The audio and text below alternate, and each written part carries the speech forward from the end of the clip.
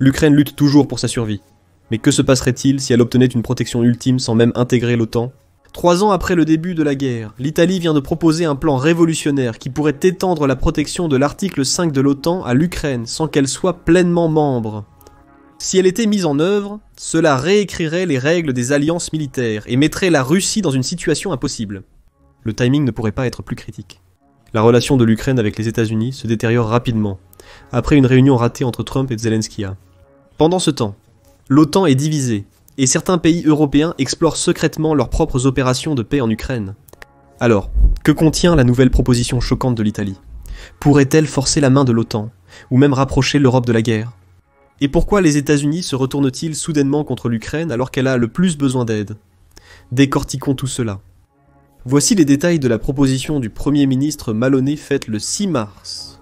Selon un rapport d'Ukraïnska Pravda, suite à une conférence de presse à Bruxelles, l'une des sources les plus à jour des événements quotidiens de la guerre en Ukraine, Maloney a suggéré que l'Ukraine pourrait bénéficier du principe de défense collective, qui est au cœur de l'alliance de l'OTAN et ratifié par son article 5 sans en faire réellement partie. Maloney a poursuivi en disant qu'il pense que ce sera une garantie de sécurité stable, durable et efficace, plus que certaines des propositions. Je vois que cela se réfère spécifiquement aux différentes propositions de maintien de la paix ou de cessez-le-feu qui ont circulé lors de réunions ces dernières semaines, surtout après que les États-Unis aient fait un virage à 180 degrés, loin de l'idéologie prédominante de l'OTAN, et se sont rapprochés de la position de la Russie. La proposition pourrait même aller jusqu'à suggérer que l'OTAN pourrait étendre la protection de l'article 5 à pratiquement n'importe quel territoire dans le monde, qu'il soit membre de l'OTAN ou non. Plus réalistement, cependant, il est assez évident que la proposition d'extension pour inclure l'Ukraine est une solution de fortune pour un problème compliqué qui n'a pas de solution facile. Sans surprise, le plan a reçu un accueil mitigé en ligne, sans soutien officiel des dirigeants mondiaux ou des politiciens. Mais cela ne devrait pas être interprété comme une bonne ou une mauvaise nouvelle pour la mise en œuvre de la proposition.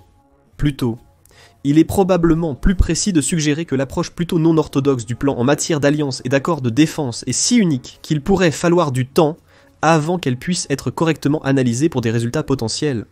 Mais, dans ce contexte, quelle est précisément la relation Ukraine-OTAN, et pourquoi cette proposition suscite-t-elle tant de controverses ? L'histoire de l'Ukraine avec l'OTAN a débuté lorsque le pays a gagné son indépendance après l'effondrement de l'Union des républiques socialistes soviétiques. Depuis son indépendance, l'Ukraine a alterné entre gouvernements pro-russes et pro-occidentaux. Dans les années 1990, l'Ukraine a coopéré avec l'OTAN mais est restée neutre, cherchant à entretenir de bonnes relations avec l'Occident et la Russie. En 1994, l'Ukraine, aux côtés de la Russie, des États-Unis et du Royaume-Uni, a signé le mémorandum de Budapest, qui a vu l'Ukraine rendre ses stocks d'armes nucléaires, hérités de l'Union soviétique à la Russie, en échange de sécurité et d'assurance contre les actions agressives du pays, ou les menaces à sa souveraineté territoriale. En 1997, elle a signé un accord de partenariat spécial avec l'OTAN, la charte d'un partenariat distinctif, reconnaissant la coopération sans aller jusqu'à l'adhésion. Cependant, un revirement s'est produit lors de la révolution orange de 2004 qui a vu l'ancien président ukrainien pro-occidental Viktor Yushchenko accéder au pouvoir. Yushchenko a encouragé l'Ukraine à renforcer ses liens avec l'Occident, conduisant à un soutien croissant pour l'adhésion du pays à l'Union européenne. L'Union lui permettrait aussi de bénéficier de certains avantages économiques. Toutefois, le soutien à l'adhésion du pays à l'OTAN est resté faible en raison de l'influence russe persistante, semant des divisions internes. En 2010, Viktor Yanukovych a remplacé Yushchenko et a inversé de nombreuses politiques pro-européennes, mises en place entre 2004 et 2010. Techniquement parlant, Yanukovych a déclaré l'Ukraine comme un État non aligné et a limité toutes les possibilités pour le pays d'accéder à l'OTAN. En fait, Yanukovych s'est tellement penché vers la Russie qu'il a rejeté un possible accord avec l'Union européenne en 2013. Cela a provoqué une forte réaction, menant au mouvement Euromaïdan de 2013-2014 qui a évincé Yanukovych du pouvoir et a rétabli un régime pro-occidental. Cependant, le nouveau gouvernement n'a pas eu le temps d'appliquer des politiques significatives, notamment celles rapprochant le pays de l'OTAN, car en 2014, la Russie a envahi et annexé la Crimée, déclenchant un conflit dans la région qui perdure depuis. En effet, l'annexion de la Crimée pourrait être vue comme une tentative de la Russie de saper la souveraineté et les orientations géopolitiques de l'Ukraine, un sujet que nous aborderons bientôt. Malgré Ou peut-être à cause du conflit en Crimée, l'Ukraine a accéléré ses efforts pour rejoindre l'OTAN, en faisant un objectif stratégique officiel à atteindre d'ici 2017. Ils sont même allés jusqu'à l'inscrire dans la constitution du pays en 2019. Les efforts de l'Ukraine pour rejoindre l'OTAN se sont accélérés, avec la mise en œuvre de réformes, alignant son armée et son gouvernement sur les normes de l'Alliance, notamment en luttant contre la corruption, en améliorant ses capacités de défense et en renforçant ses institutions démocratiques. Toutefois, l'OTAN est restée prudente quant à l'offre d'une adhésion complète à l'Ukraine, craignant de provoquer la Russie et d'aggraver les tensions, ce qui s'est finalement produit. Pour la Russie, l'éventuelle adhésion de l'Ukraine à l'OTAN s'est rapprochée de l'une de ses fameuses lignes rouges, souvent fluctuantes. Moscou perçoit l'expansion de l'OTAN comme une menace pour son influence et sa sécurité, surtout dans les ex-territoires soviétiques. Le président russe, Vladimir Poutine, s'est opposé à maintes reprises à la présence de l'OTAN près des frontières russes, jugeant inacceptable l'alignement de l'Ukraine avec l'Occident. L'Ukraine a été particulièrement ciblée par cette virulence, en raison de ses cultures et valeurs partagées avec la Russie, du moins jusqu'aux années 2010, contrairement à d'autres ex-nations soviétiques, comme les pays baltes. L'opposition de la Russie à l'expansion de l'OTAN jouerait un rôle clé dans sa décision d'envahir l'Ukraine en février, 2022 du moins en apparence. Le Kremlin a justifié l'invasion à grande échelle en prétendant qu'il protégeait les partisans russes en Ukraine et empêchait l'expansion de l'OTAN, bien qu'à ce moment-là, l'OTAN n'avait pas officiellement proposé l'adhésion. Cette lutte d'influence entre la Russie et l'Ukraine concernant l'éventuelle adhésion de cette dernière à l'OTAN, et même sa simple demande d'adhésion, suit un schéma clair que la Russie a perpétué pendant plus d'une décennie. Chaque fois que l'Ukraine commence à se débarrasser des influences pro-russes, la Russie réagit agressivement, tout en dépeignant le mouvement comme une posture défensive qui menace ses propres intérêts géopolitiques internes. L'invasion de l'Ukraine par la Russie visait en partie à empêcher l'adhésion de l'Ukraine à l'OTAN. En occupant des territoires ukrainiens, la Russie crée des litiges territoriaux, qui entravent techniquement l'ascension de l'Ukraine à l'OTAN, en conflit avec au moins une autre nation, un critère important, car l'OTAN a historiquement hésité à admettre des pays ayant des litiges territoriaux actuels. Bien que ce ne soit pas une règle stricte, le processus d'ascension de l'OTAN suit une politique de porte ouverte où les pays européens peuvent nommément soumettre leur candidature, après quoi l'Alliance développe généralement un plan d'action d'adhésion spécifique, ou MAP adapté au développement de ce pays, par rapport à la norme des autres membres. Plus précisément, tous les membres de l'Alliance doivent signer le traité de Washington, qui contient les 14 articles fondateurs, y compris le célèbre article 5, dont nous parlerons bientôt. Parmi ceux-ci figure l'article 8, qui stipule que chaque partie déclare qu'aucun des engagements internationaux actuellement en vigueur, entre elles et toute autre partie ou tout autre État tiers n'est en conflit avec les dispositions de ce traité, et s'engage à ne pas conclure d'engagement international en conflit avec ce traité. La guerre en cours entre l'Ukraine et la Russie pourrait littéralement violer les principes fondateurs de l'OTAN. De même, l'OTAN hésite à accepter un pays en conflit ouvert, car cela pourrait déclencher l'article 5, plongeant une grande partie de l'Europe dans la guerre. Concentrons-nous sur la partie essentielle de l'article 5 pour notre discussion, bien qu'il soit assez long dans son intégralité.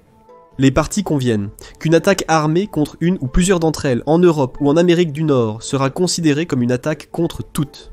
Cela stipule que toutes les parties sont pratiquement tenues de défendre une nation confrère contre l'agresseur de tout autre membre. En essence, l'article 5 représente un niveau de protection contre les attaques conventionnelles et nucléaires qui est sans précédent dans le monde moderne. C'est précisément pourquoi l'OTAN a été si efficace pour maintenir et accroître son influence ces 30 dernières années ironiquement, ces garanties ne sont efficaces qu'en temps de paix. En théorie, et probablement en pratique, l'article 5 ne protège qu'un pays qui n'est pas actuellement en conflit ouvert de tomber dans un. La présence d'une défense concertée comprenant de nombreux membres de l'Alliance parmi les 10 premières économies et les 20 premières armées mondiales, avec les États-Unis en tête, signifie que l'article 5 devrait dissuader toute nation non membre de faire un geste agressif. Il n'y a pas d'application pratique pour que l'article 5 soit utilisé pour empêcher un agresseur actif d'initier ou d'escalader un conflit en cours.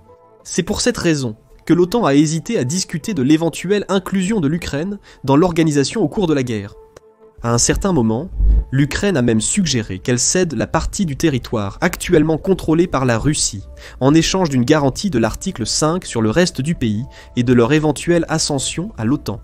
L'Ukraine visait à récupérer le territoire perdu par des voies diplomatiques via ce cessez-le-feu ou cet accord de paix, espérant que l'OTAN ferait des concessions à la Russie, qui apaiserait-il son agressivité envers les ex-pays soviétiques en Europe ou ses autres voisins de l'OTAN comme la Finlande?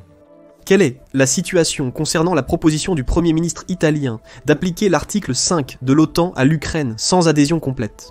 L'utilisation de l'article 5 comme moyen de dissuasion plutôt que pour mettre fin à une guerre existante relève d'un raisonnement circulaire.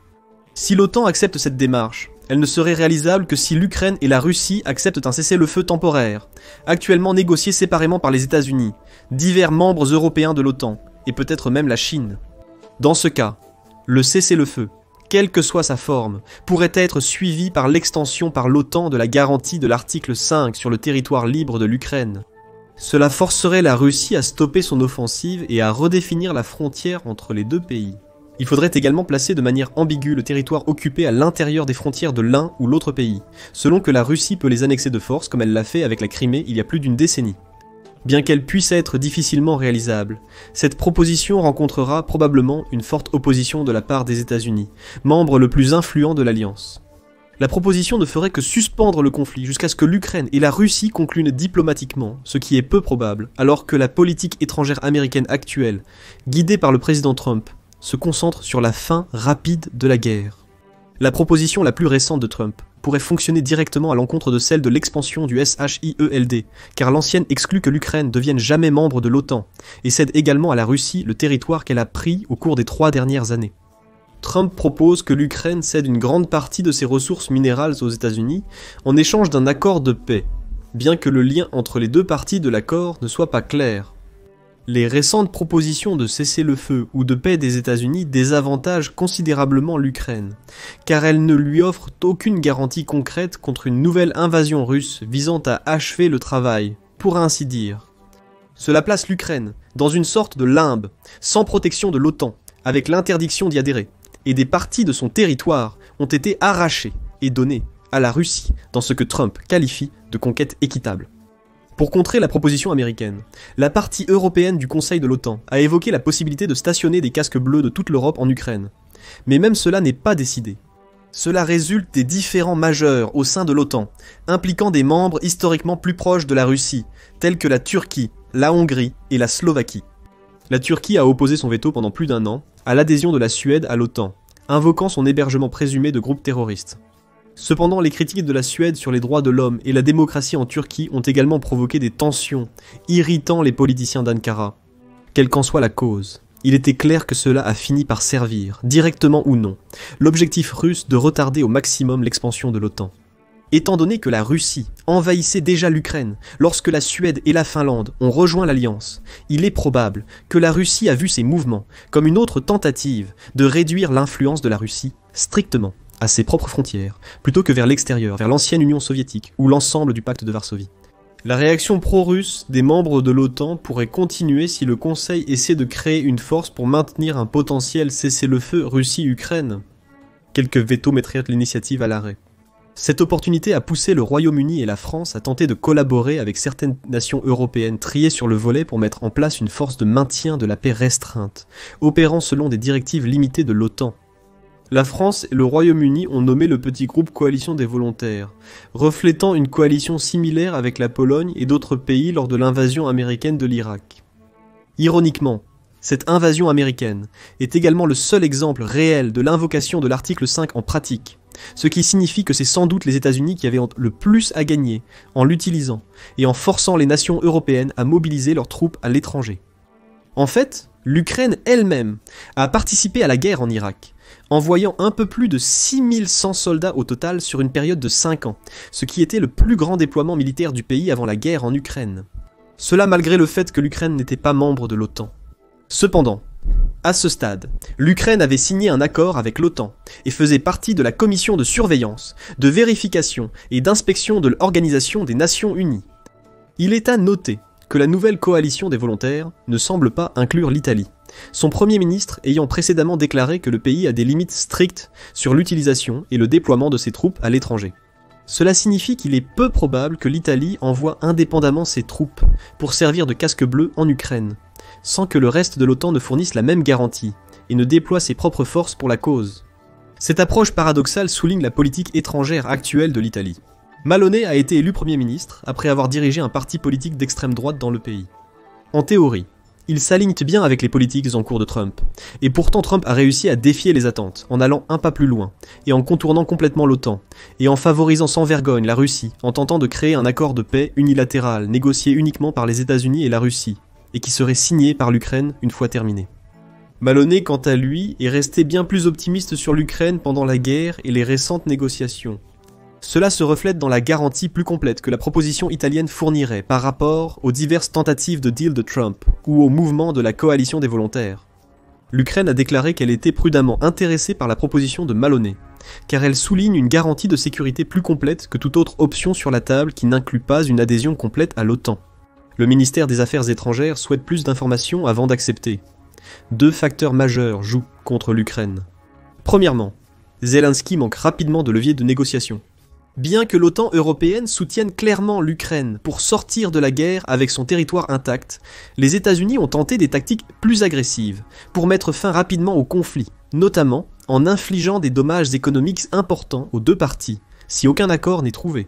Le fait que la proposition doit être unanime rend peu probable qu'elle soit approuvée en raison de son agenda perçu comme anti-américain. De plus, l'Ukraine manque de personnel et d'équipement pour mener la guerre.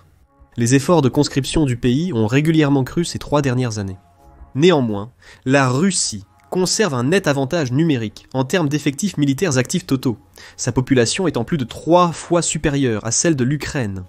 Selon des estimations, l'Ukraine aurait assez de personnel pour tenir le front pendant 6 mois de plus, avant de faire face à des pénuries durables de main-d'œuvre. La Russie et les États-Unis en sont conscients, d'où la tentative de Trump de mettre rapidement fin à la guerre.